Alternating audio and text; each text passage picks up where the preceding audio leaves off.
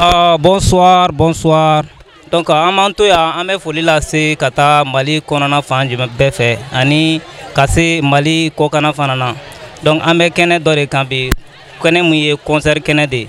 Concert kɛnɛ min don Bigini ani Palmer. Donc, olu ka concert kɛnɛ an b'o de kan bi. Donc, an yɛrɛ bɛ sur place déjà. Aw yɛrɛ ɲɛ bɛ jama na. Donc, a ka faniw bɛ yan. Aran jɔlen don. Donc, da ma yɛlɛ fɔlɔ. Donc, 18h moins de be no mais ami yorom na wakati na dama yele folo maintenant on nana amina ɲininkali sɛbɛn a ka fanu na. Bigini, on peut rien dire à propos de Bigini, elle est extraordinaire avec son mari et on l'a su fo yɔrɔ min an b'a ko fo yɔrɔ min. Oui. Ne tɔgɔ Tɛnɛ Yatara, Madame Konate.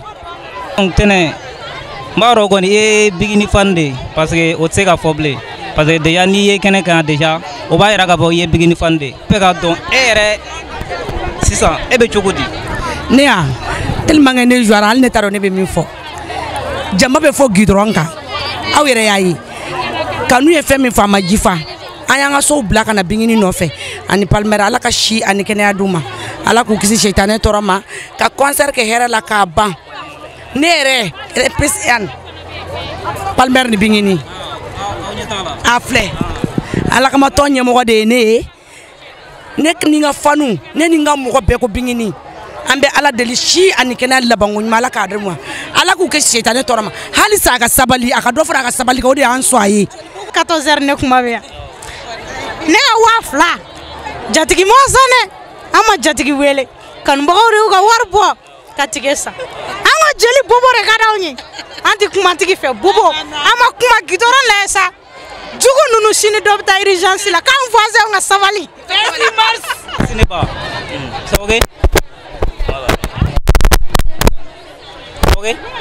Voilà, ok. Donc, tout le monde est là, mais wakati na balimakɛ dɔ b'an bolo kɔrɔ yan. Donc, an bɛna ale yɛrɛ ɲininka a tɔgɔ n'a jamu na. Maintenant, o la o kɔfɛ an b'a ɲininka an bɛ question dɔ poser a kun a bɛ an jaabi. Voilà. Jama bɛɛ lajɛlen salamu alaikum. An ka foli b'a bɛɛ lajɛlen. Alhamdulilayi nin ye kɛra ye quoi. An bɛ Ala fɔ ka seli an kuntigi ka Mahamadu sallallahu alaihi wasallam. O tɛmɛnen kɔfɛ a tɛ girin-girin an kɛ an ka foli b'a bɛɛ lajɛlen quoi. An ɲuman nana an bɛɛ bɛ kɛnɛ kan alhamdulilayi nɛɛma b'an bolo funtɛni t'an bolo yan. Bigini kɔrɔ ni Ala sɔnna ma concert in a bɛ lakale. Ni Hayidara bɔra yen Hayidara filanan Mali la o ye Bigini Palmer de ye quoi. I y'a faamu an ka foli b'a bɛɛ lajɛlen a tɛ girin fan bɛɛ lajɛlen. Aw bɛɛ lajɛlen c'est tɛnɛso mɔgɔw nana an ka foli b'a bɛɛ lajɛlen a yɛrɛ wulila ka na vraiment ni cɛsiri an b'a fɔ vraiment kuma t'an da quoi ni foli tɛ quoi. An merci an ɲɛ bɛ nin baara in kɔnɔ mun ye nkalon t'a la Palmer Bigini photo de b'a kan. A nɛnɛ dɔrɔn a b'a dɔn fɛn min don quoi. Merci an ka foli b'a bɛɛ lajɛlen salamu alaikum warahmatullahi wabarakatuh.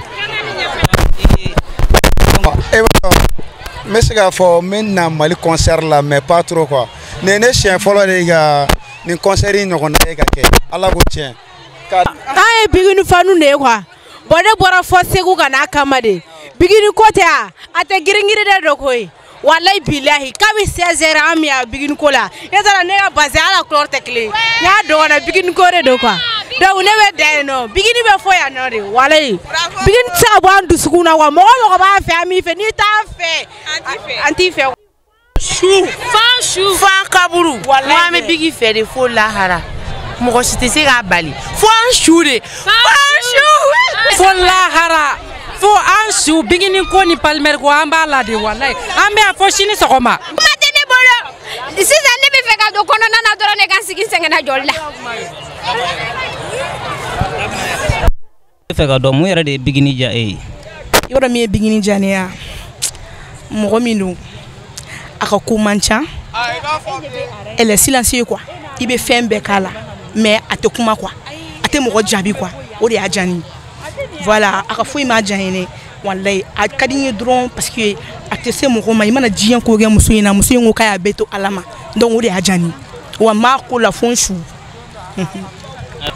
Ne bɔra fo Côte d'Ivoire nin ye ne tere sabali ye n nana Mali la yan Bigini ya concert kama wari tɛ n bolo dɛ hali ni furu bɛ sa furu bɛ fɛrɛ ka sali n kɔni nana fɛti nin an nana Bigini an bɛna kunna wolo maliyɛnw o yɛrɛ ka jamana la yan k'a kunna wolo fo k'a kunna wolo an bɛ min ɲini Bigini fɛ an b'a kɔ fo saya pelle ni daba o de bɛna an bɔ an ni Bigini fara ka ɲɔgɔn na an b'a kɔ de dɛ peli ani fenge peli ni daba de ba on bonyo na suno bigini ko na ma fe fo saya wa be yan chuam na de Côte d'Ivoire ta ka jugu na sa na ya se nchu Côte d'Ivoire o la sire parce que on fait l'air na wa soro l'air ma soro guichet fermé là parce qu'on meta depuis 4 heures depuis 4 ans me guichet fermé boy yan ta ma position o ko sa na shuina Maimouna Touré de Bam Sangare koromso deni kabo Ameriki anana bigini ko la kanu de kososo ne te concert fait maintenant bigini kadine nié akadine kam sokoroba kadine koromso e France akadine tantu ya Ameriki donc mena bigini ko de la bigini ko na ma ko de an na me suno ko la me wuli kana concert wa be kede akuma te ke ni te se to be boy kabri ala de 10h mo be anno jama fle fo gitorona u ye yoram dama o tambo an me yoram ko nu ku yo dama an bo fa ka kla ko yoro doin ka be fa ka yam be fa amadam ne folo yere ali mo ko klante ta klache mana o kuma na me bigini palmer amba ko la de fo saya bigini pelu ka joie beni fo jmena ka joie se ka fo wala ne kontan bari do lere jama nye folo ne jouara fo ka sa dan i kana ta sura damne na okay merci oh ranya bala bigi an palmer donc a photo be aga t-shirt donc na ibi to ani jamu fo yana so. Ok, salut tout le monde. Ne togo e Bugouze Tangara. Nu be ngole ko bigini nga Tangara. Moko chama mendo ate green ko nana. Bigini kan bagola moko chama mendo. Palmer kan bagola moko chama mendo. Ele jojo sanfe moko chama mendo. Ame bela jele fu. Ka bela jele wala nyumando. Ya konzerina jama mimbe ala drone bado. Ano bigini fano.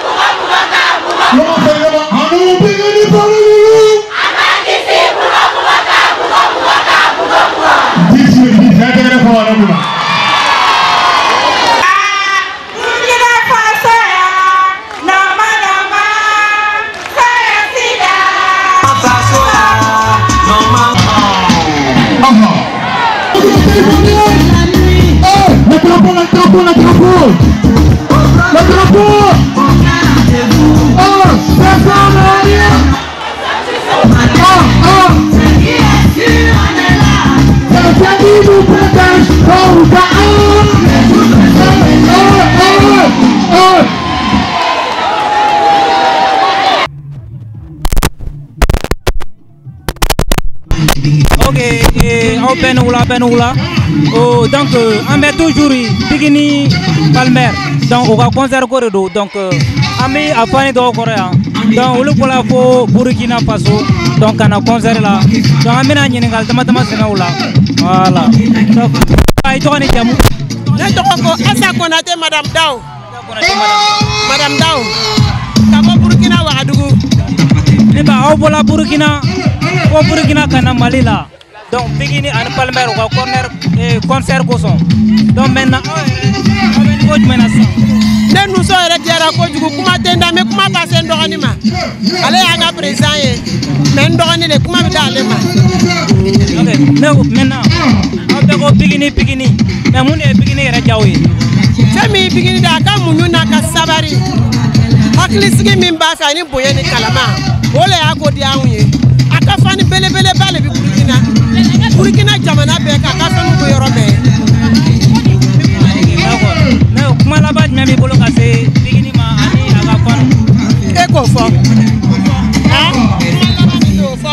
Bon kuma la ba mi ba fe ka fo nga star ye. Ala ka ko ta san fe ka ko yiriwa. Burkina bo ba fe fo saya. An le double concert ka ye Burkina. Amna triple concert fe ka na la sona. Merci beaucoup. Burkina Faso, Bobo Djilasso, 7h22. ala bolo ala ka kalifa an bɛɛ ma a diyara y'a bonyana an ma k'an ka jatigimuso fo a y'an minɛ cogo min na yapa mɔgɔw ko hali bi ala ka sijan ni kɛnɛya d'an ma ka laban ɲuman d'an ma laban ko ɲɛnama bɛ ala bolo ala ka d'an bɛɛ ma ala y'an lose ka ɲɛ a dan le double guiseur Mali ni Burkina bɛɛ ye kelen Mali Burkina bɛɛ ye kelen donc biriku a tɛ girin ko de don an b'a la fo an su wa an su ninnu yɛrɛ ka ɲi kojugu a tɛ girin ko de don an b'a la fo an su Kone ne madame Kone an bɔra Burkina Faso ka na Bigini ko ni tonton Pali ko le la wallahi o bɛ an kɛr le la an kɛr non fo an yɔrɔ min na an kunkolo bɛ traumatisé no donc an na kun ye o le ye bi kana an ka kanu yira maliyɛnw na k'a fɔ ko anw de ye Burkinabɛw ye k'anw nana Bamakɔ kɔnɔ yan yɔrɔ la an y'a daminɛ le ten an b'a dɔn fo sɔgɔma an ti découragé an bɛ Ala deli Ala k'an ni jama fara ko ɲɛ k'a daminɛ hɛrɛ la k'a laban hɛrɛ la aw yɛrɛ ni cɛ a ka baara la a ni baraji wala an nana kama le Burkina Bigini wolobamuso le ye Bobo Terengare la ne de bɛ to ka n ka anana publicité kɛ ni Bibini ye an Bibini ko bi sɔn le la ça m'a trop dépassé an déplacé la ka na spécial Bigini kama o ka ko yɛrɛ le b'an dusukun na an tɔw bi kɔfɛ o ma na an nana kari ɲɛ kelen dɔw bi 5000 place la an bɛɛ ma se ka don donc Bigini ko a b'an ni le la a b'an sɔn le la a b'an dusukun le la ani cɛ ani baraji. Ok ne yɛrɛ le ye Amza ye Bigini ka Amza Soko anw ne an tɛ girigiri 100% ye anw ne minɛ ta ka bɔ Burkina ka na fo Bama Ɲare yan foyi m'o kɛ kanu le y'anw se yan Palmer kanu ani Bigini kanu le y'anw se yan an nana an ka dugu sankɔrɔta anw ne ye double concert kɛ ka yira jamana na donc foyi tɛ se ka kɛ ni Bigini concert mondial sigi a faso la ko an Burkinabɛw tɛ se ka wuli ka na sɛgɛrɛ ka na kun kɔrɔta yan yɔrɔ la nin y'anw ye an content no an joie no an lafiya no ko bɛɛ fɛn bɛɛ ja donna anw na yan Bigini ko bɛɛ to anw ka bolo kan yan an b'a fɔ Ala ka si d'a ma k'a n'a denw kɔrɔ ɲɔgɔn fɛ k'a n'a cɛ kɔrɔ ɲɔgɔn fɛ Ala ka n'a lamalolon kelen nin y'anw ka foli Ala ka jama fara an ko ɲɛ. Ne bɛ yan bi moi je suis une fan de Bigini mais yan bi parce que Bigini ka di n ye jama yɛrɛ ye kuma bɛɛ ban ka ban jama filɛ jama ye kuma bɛɛ ban ka ban donc Bigini sababuya la ne bɛ yan min y'o Bigini diya ne ye parce que a tɛ kuma mɔgɔ min na a tɛ kuma elle est sage elle est très simple bon dɔrɔn de y'a diya ne ye quoi elle est trop calme.